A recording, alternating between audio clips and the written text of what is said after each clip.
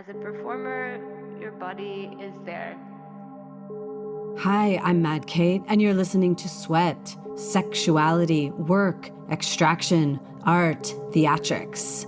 Sweat is a series of conversations about performance and performativity of the sexual and sexualized body at work, where work is broadly defined as the labor of survival, the labor of care, creativity, and art. How exactly do we define our work, and how does that work entangle and circumscribe our sexual identities, our creative lives, and the ways in which we provide care? How do we perform tasks, acts of care, and identities? Anchored in our always already racialized and sexualized bodies, our complex intersectionalities, these conversations are a means of relating through work to each other. I hope they contribute to dialogues which normalize sex work as work and all work as deserving of respect, healthy conditions, and a living wage. Some people feel very aroused and happy and enjoy it. And some people also don't feel nervous because they're shy, they're embarrassed. But that is the point that I want to question the audience. Why you feel, some feel it's too much for them. But why you feel too much, right? It's like your background or your personality or your culture, This is my question to ask them. Today's conversation is with Chang Gao, a visual artist and sculptor who recently finished her PhD at Royal College of Art London and is now based in Berlin. She teaches as a lecturer at the University of Art London and has worked as a public art researcher at the Central Academy of Fine Arts in Beijing, China, where she is also the founder of the Social Innovation Research Lab. She recently presented her final degree show, Intimate Fantasy, where her robotics, speaking for the speechless, invite the audience, especially those who come from politically repressed communities, to type down intimate thoughts and feelings via the keyboard, while a robotic mouth mimics the movement of a mouth speaking out the silenced thoughts. Sometimes I forgot who I am, and I just go to my living room and I see my sculptures. Oh God, that is a really sexually charged shape. I even don't know. You don't need to define what are they, but I enjoy seeing them. We spoke about Chang's search for true relaxation away from any form of censorship and the way she confronts her audiences with their own sometimes uncomfortable, horny emotions. And we struggled together about how to define the erotic. Being a parent, I kind of always look at a gendered body, actually. It's always about how woman has been discriminated in the context of Chinese culture. I was shocked by one report in 2009. It was an international human report that there were around 10 billion women were despaired because of the idea of girls are inferior than boys. Like women are aborting the babies because of the gender kind of inequality. It's internationally, but it's mainly most severe happening in Asia, specifically in China and India. So it was not too long ago, like 10 years or 15 years ago. Then it is a big shock for me. Then I made a kind of graduation work about this gender inequality situation, I make sculpture like fetus in different status of development. Oh. So like 1 month, 2 months, 3 months, until 8 months and 10 months, like this kind of different stages, and put them into a red cube with kind of like a blood cell, blood kind of thread inside that red cube. So that work has been, quite important piece for me. And also, at the same time, I couldn't exhibit anywhere in China because of, I'm talking about something that is critical about China because there was still one-child policy. Mm. And the concept that women are being regarded as inferior than men. And such concept has become a box, like an invisible hand that the society believes in. And you can see the things happening inside, but couldn't change the rule of the society.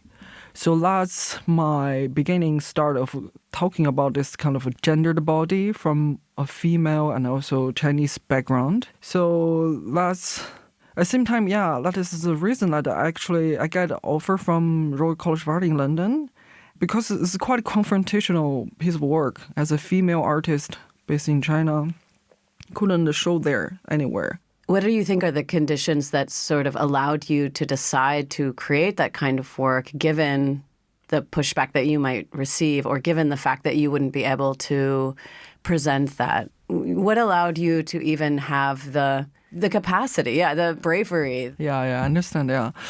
It's actually, I think it's really more like a personal choice. I mean, according to my experience, like went to London for a PhD, I have a lot of friends from Chinese background. And when they talk about politics or, Chinese, censorship, they prefer to walk away and don't talk about it and feel uncomfortable with such kind of sensitive topic. I was also did give a salon in London, and most people prefer not to talk about it. Even they based in London, they have the freedom to talk about it, but they come from that regime and they don't feel the freedom to express. So when I grew up from China, and it was the best university in China, which I worked so hard to get enrolled. And I mean, I come from a very common family. Like both parents my mom is an accountant and my father is working in factory. So, it's like lower class, not the rich family. So the only way that I can go through this kind of barriers, or the choice I can make, is through education. So in a way, I work so hard to get this college, but at the same time, I always been repressed or constrained because of the gender kind of issue that I'm bothered so much.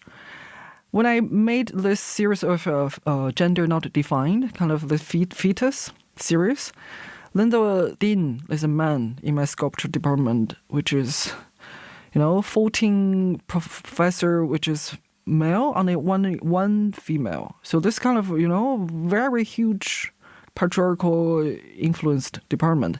And he just say, oh, this work is obviously a girl's work. What do you mean by a girl's work, right? Like, is that insignificant, not important?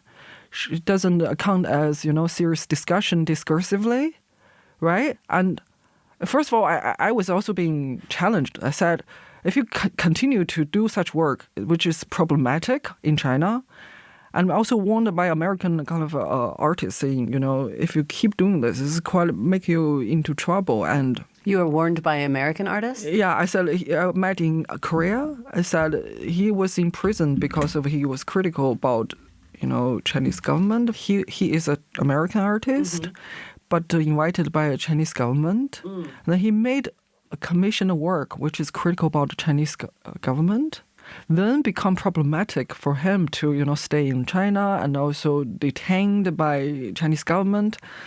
So we met in Korea, and he knows my work is really critical about the censorship. So he was kind of kindly suggest me, if you really want to do such work, you need to be prepared for not getting yourself into trouble or kind of arrested. So, yeah, I mean, my work after that fetus gender now defined, my work cannot be shown anywhere. And being warned, I said, if you continue doing this work, you cannot receive your bachelor degree, What I was like, oh, wow. So, yeah, and then I changed a bit.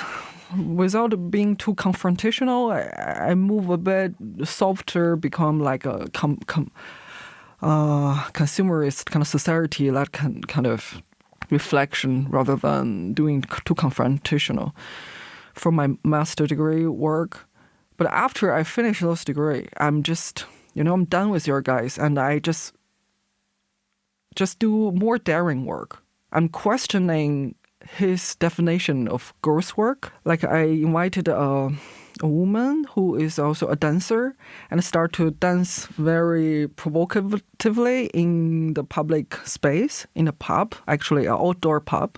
And all the men are feeling very uncomfortable confronting her because she behaved very, sexually, and also felt embarrassed to encounter that.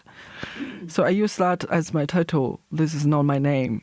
Yeah, to kind of further confront him, what is your definition of gross work? Yeah. So instead of letting him shut you down, you actually came back twice. Yes. With twice as much power. That's amazing. Well, when did you first feel like you were an artist body? I mean, I start to paint very early, like my daughter's age, like 5-year-old or something. And then it's been such a long journey and just for expressing myself, I guess. But it's always been, everywhere. And I just felt more relaxed for being an artist. Because before painting, then I was also doing cello. Then I felt very nervous. That kind of nervous for stage fright. I was like completely soak my cello board into sweat. That was really just like traumatizing as a teenage child, Then I just felt like, oh, come on, I can't do that anymore, Because being artist, you can just relax. And, it's good for a mental and physical body. You can sculpt or you can correct at any moment. And even after finish it. So that just make me, enjoy the process of being artist and making work, making sculpture. And I think being a sculptor is also quite a good shift for me, because from painting is always kind of two-dimensional. And being sculptor, you always think about the other side, what is going on. And think about it spatially, how does it works. Even you look at the front, you have to think about the other side of the work. And how does that really stand on the board without falling off? Yeah, it's just more kind of things to consider. And after that, then I come to London, then just brought my kind of media for making film and also hologram installation. Then COVID hit, so I start making more digitally kind of augmented and also kind of robotics stuff, ECG, heart rate monitor, this kind of things just showing up. Just testing things around. Because I went to London, I just felt theoretically very enriched because of, this is completely different social political background. And I felt, I can be so free at talking about things, and I don't need to be scared of being arrested and being deprived from my degree or something like threatened. It seems like you wanted to find a place where your body could be more relaxed. Yeah. And do you feel that in your body? Do you feel more relaxed here practicing your work? I think so, yeah. Because, when I first arrived in London, I was like shocked culturally because there's so many confrontational kind of slogans, demonstration, which I had never experienced in China. Yeah, I said, oh my God, can I really do work like this? I thought, wow, politically, I was completely shocked because I can never do that as a person, as an individual, as a citizenship, I cannot never confront the public space like that. Yeah, then I just start to reflect what kind of work I can do as an artist. Because I'm trained as a sculptor, it's very kind of visual, kind of art making. And that kind of linguistic confrontation of the logo or demonstration just felt uncomfortable for me. So I felt more relaxed when I do film editing or sculpture or printmaking. I feel like that is kind of a more bodily effect that I'm trying to induce from the audience. And that is the part that become my central kind of logic for my whole project, which is organism-world relationship, which is, induce people's bodily effect. I'm trying to build a connection with the audience, and from the visual and the bodily that is the thing that I'm feeling relaxed to do, because I wouldn't have been directly picked up because you are against Chinese censorship. I mean, my work create encounter or kind of a opportunity for the audience to meditate, to enjoy. But after that, they also kind of think about, the meaning behind my film. And some people feel, when you feel relaxed, you are more easy to be aroused. And that is how my erotic work kind of hitting, and how that sexual kind of sexuality can kick in. And some people feel very aroused and happy and enjoy it. And some people also don't feel nervous because they're shy, they're embarrassed. But that is the point that I want to question the audience. Why you feel, some very young Chinese boy feel, this is too much for them. But why you feel too much, right? It's like your background or your personality or your culture, This is my question to ask them. I mean, to be honest, censorship in China is not only about politically, it's also just sexually. As a culturally kind of a tabooed image, I always felt difficult to expose my entire body in the public space. I always kind of artistically transform my image, a passion fruit to symbolize like a breast, but it's always distorted and deformed shape of a sculpture or even films. So yeah, that is what I think artists can do. Artist is to be able to transform your feelings or your affect, your intimacy, your fantasy, your imagination, tenderness, all embedded into your work. And that is where I felt feeling safe and to make people feeling relaxed. And at the same time, that sexual arousal is very important, because the pleasure that the audience felt from your work become, I feel the sex is political. You can actually brought more things by your sexual arousal in that process of encounter. I mean, some people might feel, as I said before, you might, by the end of the day, if after your work, they might still continue with their life, like picking up a child and go to work and, it's a lot of things. But after that, you think about that work. How do I deal with that stimulation? Some people might go for masturbation or whatever the way to release it, but that encounter create attraction between the art and the viewer, and the bodily affect. Another way to embed their bodily experience into their organ, and in a way they transform those experiences towards the world and towards the society. I have a sculpture made by the movement of the heartbeat of the audience. So when they see my work, the heartbeat changes according to the film. Then the movement of the sculpture kind of detect by the change of their heartbeat.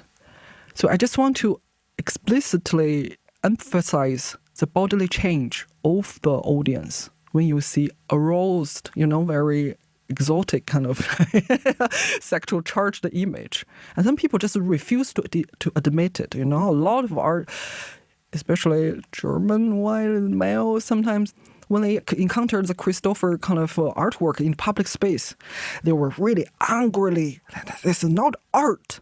I was so angry and tearing down, said, this is not art. But what is art? Why you are so provoked, Because they deny it, because of all this kind of background of their being patriarchal system. And they deny it. And I just want to show you guys, you see, your heartbeat is changed. And that penis sculpture is raising up and coming down, it shakes. And my advocation, like you actually change because of this. But how you gonna deal with that, that is your choice.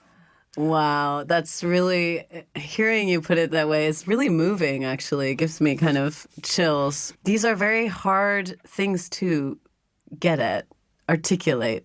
I have a broad definition of political, so I think that, yes, like absolutely it's political, but I'm curious how you feel of this act of moving an audience, whether it's arousal or anger or something. Why is that political? Yeah. I mean, it's hard to define, right? Like as artists, like my work, because I use, first as a film and also heart rate detector, then I lead them towards AR kind of experience. They interact with the public space with my kind of erotic kind of film. Then I lead them towards there was a robot called Speaking for the Speechless. It's a mouse shape, but with 9 motors inside the robot. Then they connect it to a computer, which is invite the audience to type their repressed opinion, to say anything they would like to say, whatever, So that is the point where I want to trigger their bodily reactivity towards their mental mind. And because that AR work is also questioning the audience in public space. Public space is always quite confined and you are difficult to behave yourself. And the sensuousness is always being taken out. You need to follow the social rules and don't be exposed about your personal privacies.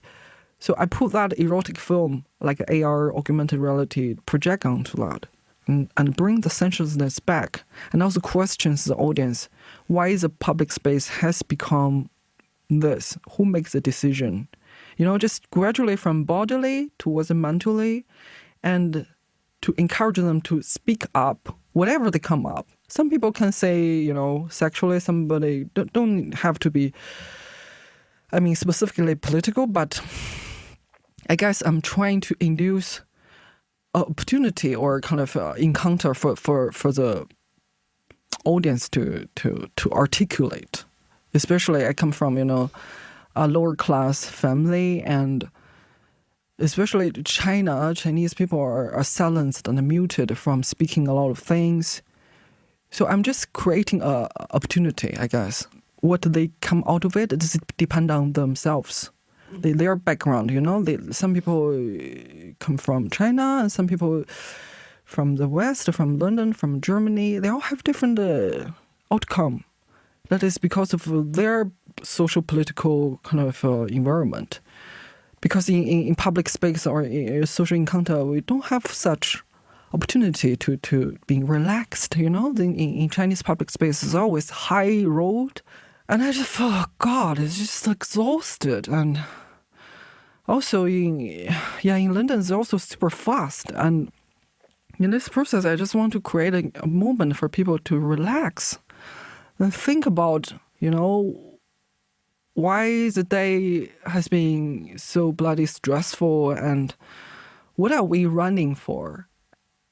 And in this moment of meditation or, relaxation, can we be a moment of escape, of escaping this kind of anxiety?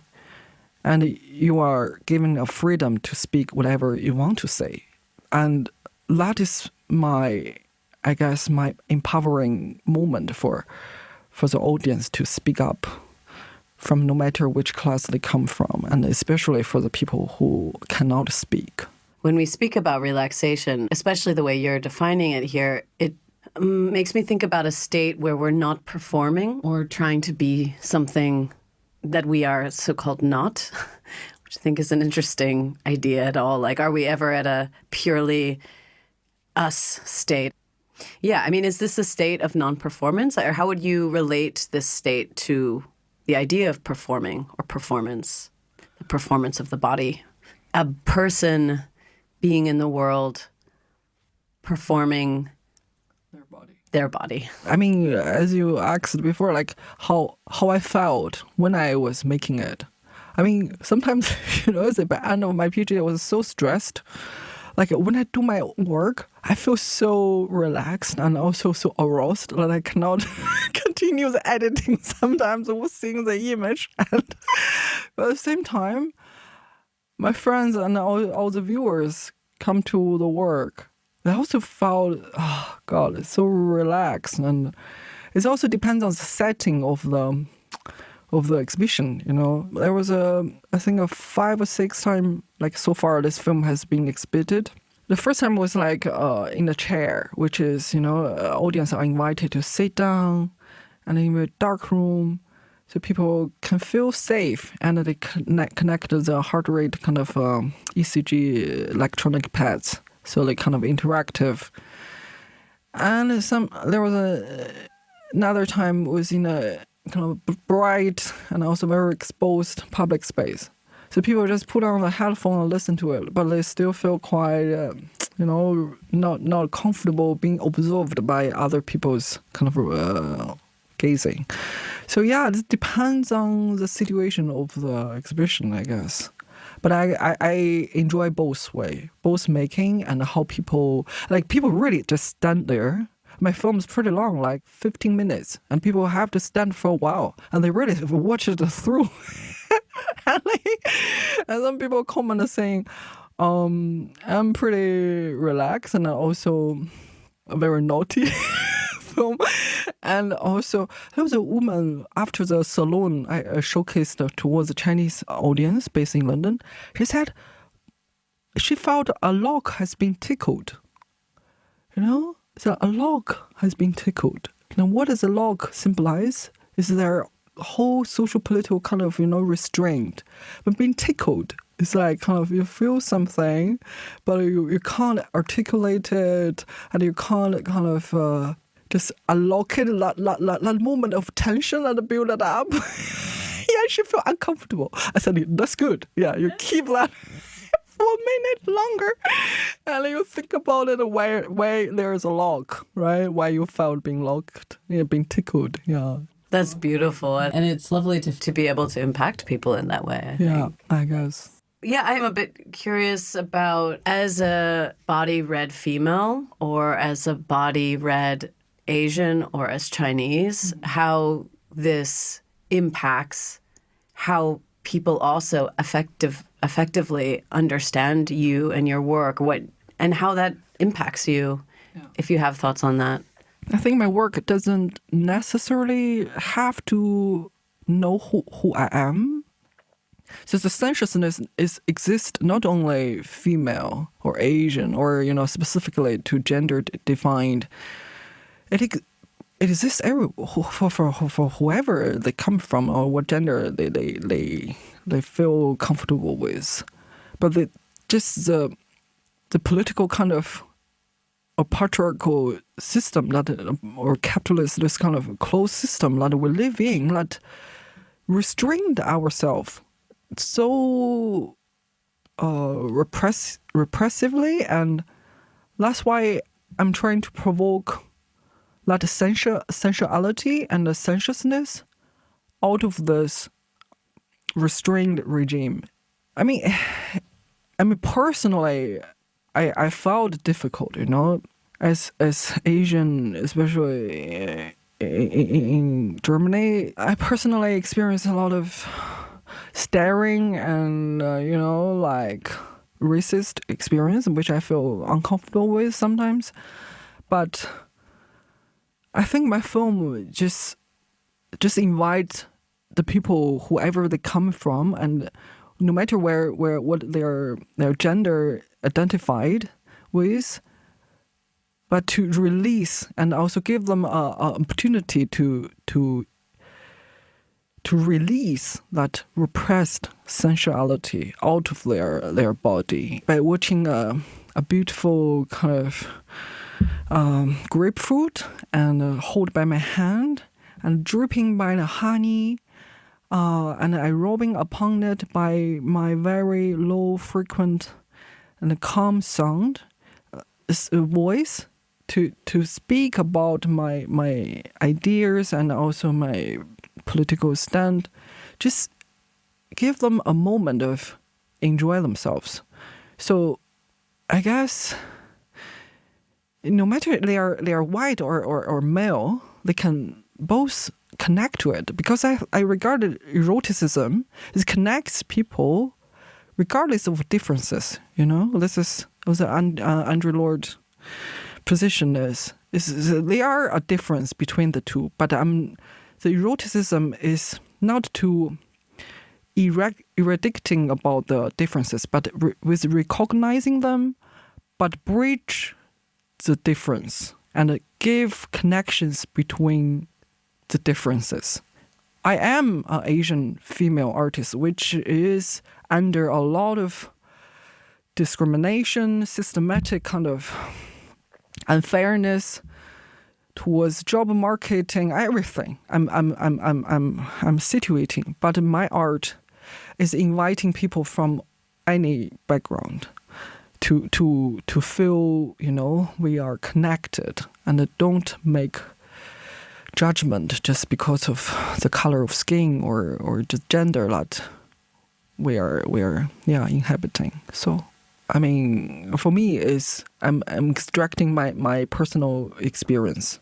There are certain barriers for me to overcome that, to induce towards a broader sense of bodies. Then I come across this evolutionary psychology theory called the supernormal stimuli, which is a phenomenon that is extracted from animals. A biologist called Deirdre Barrett. She's an evolutionary psychologist from Harvard, and she derived the idea like a male bee laying on a brown bubbled kind of glass bottle for days and months, because they regard those as the most attractive female bees because of the shape, because of the texture.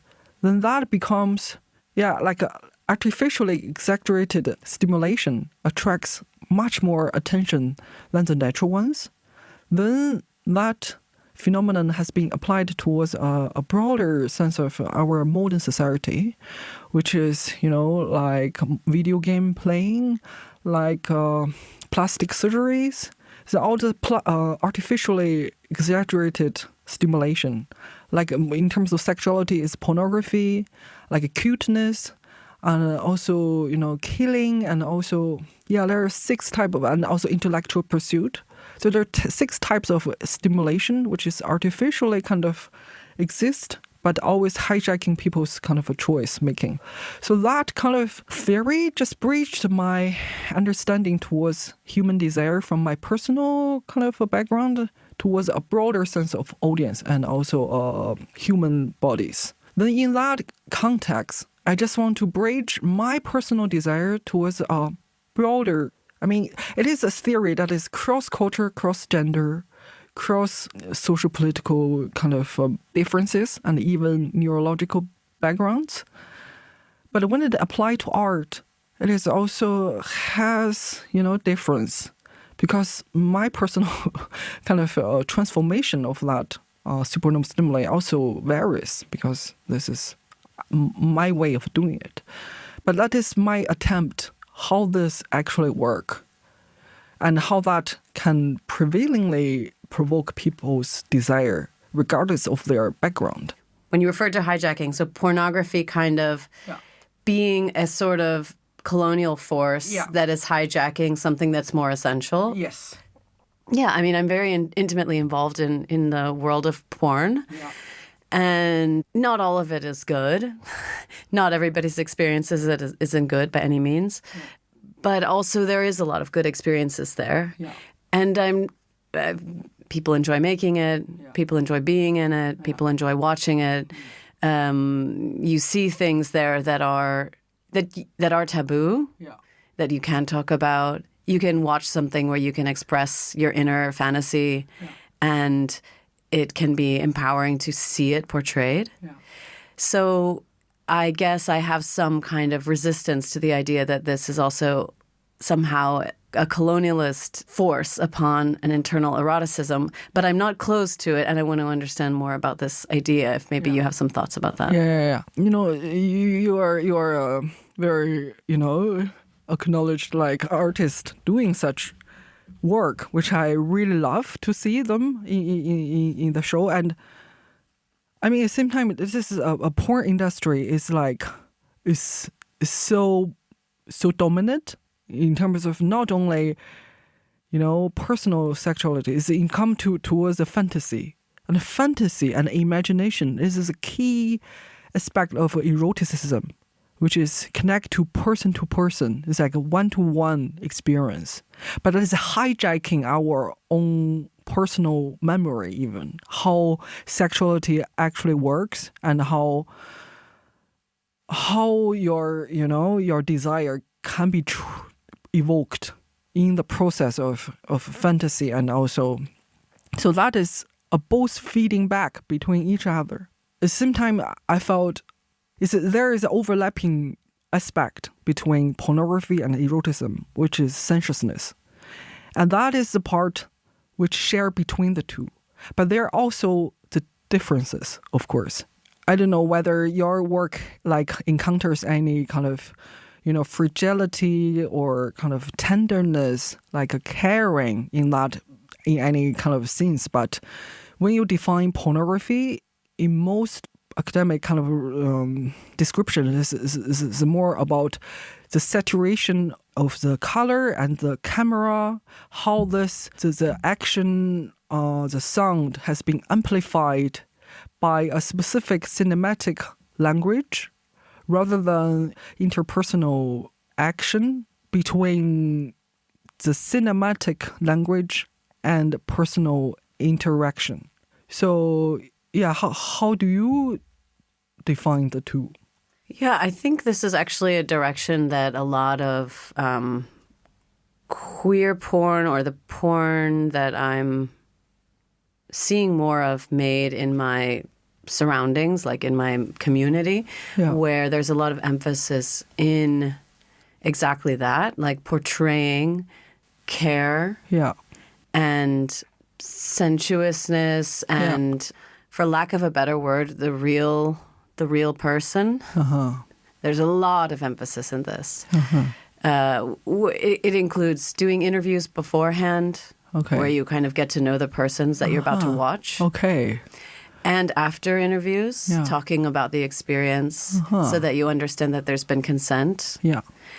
And I think this is all, at an effort to get at the fact that there is a connect between, yes, this kind of highly charged, edited, what could be kind of hard sex, not always, but like a vulva taking one cock and another cock in the ass, and, just taking a lot, kind of physically taking a lot. So going from that to actually seeing how the body gets to that point to be able to receive that in a consensual way. And I think there's a lot more work being done to show this, to portray this.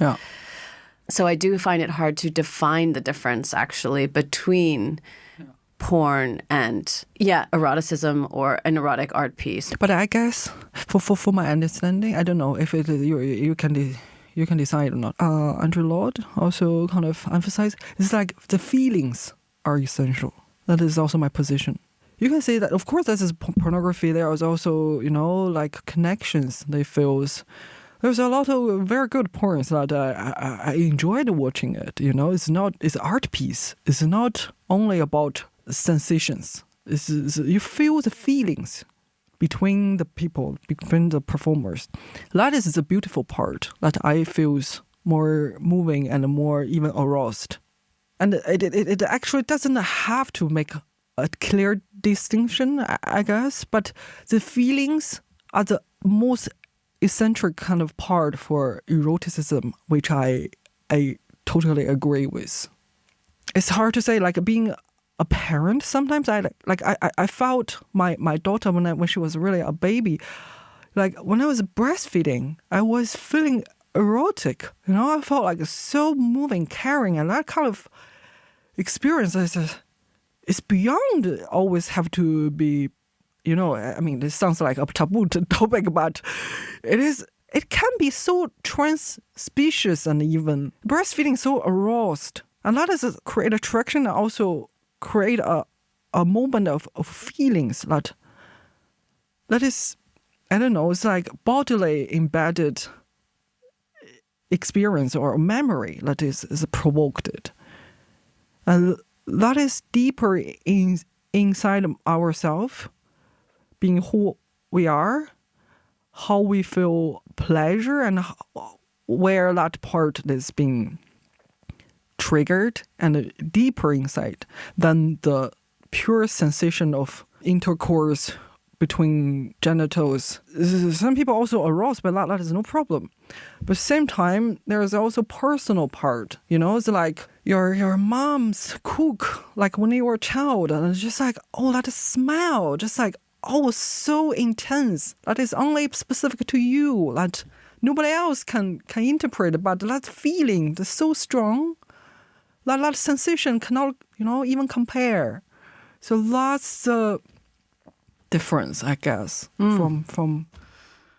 That's really interesting. I mean, I love opening up this topic because I think it's so complicated. It's so hard to get at. It makes me wonder, though, about how any of this is transformed to film, really. We just have to do more like such, right? Like emphasize more on more things. I agree. I think, one thing I think we need more of is the way in which to consume this. Yeah.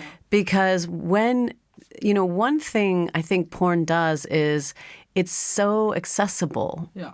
If you pay for it, pay for your porn. But if you pay for it, then you can have it in your home. Yeah. Whereas with a lot of these art pieces, they're much harder to access. You have to go to the gallery, and then you get to the gallery.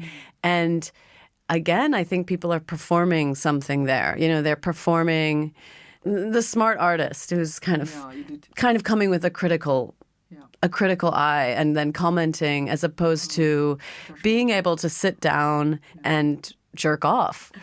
I mean, I think I totally understand this. Yeah, because this is the difference between public space. Public space and private space. It just restrain you from being who actually you are and what you actually want to do. And how do you, as an artist, how you transform that sexuality towards another kind of thinking or reflection? I think somehow sexuality is always there. Every work that I ever did, I think my sexuality was present. It's very hard to sometimes put explicitly in what way and how, but I still think that it is present because I think, we are sexual bodies and we're breathing bodies. Yeah. We always need air, and you can feel that. Yeah. We're also bodies that need pleasure and some erotic pleasure. Yes. Touch. Yes. Sensuality. Yes. Maybe it's more about naming how it is showing up rather than explicitly trying to make it show up, but that it does show up, and then saying, here, it showed up in this way somehow. Yeah. Have you had an erotic experience with non-human actors? Because I'm a sculptor, so I make a lot of work by my hand touch. And that process of, for example, my first stone carving, I was just making it. I was some kind of, a clay shape. But I'm doing it, become like a big, super cute and also glossary shape of a baby, which is a baby with a dress and this cutie feet, which is all subconscious. This is my very first sculpture I made with a stone carving with a big head baby with a very cutie feet. I was like, after doing it, I said, oh, that's a big bomb, and what is this?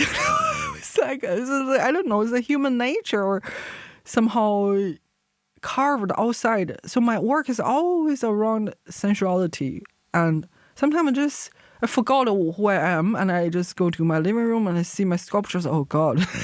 That is a really sexually charged shape. I even don't know. You don't need to define what are they, but they just brought you. Oh God, I enjoy seeing them.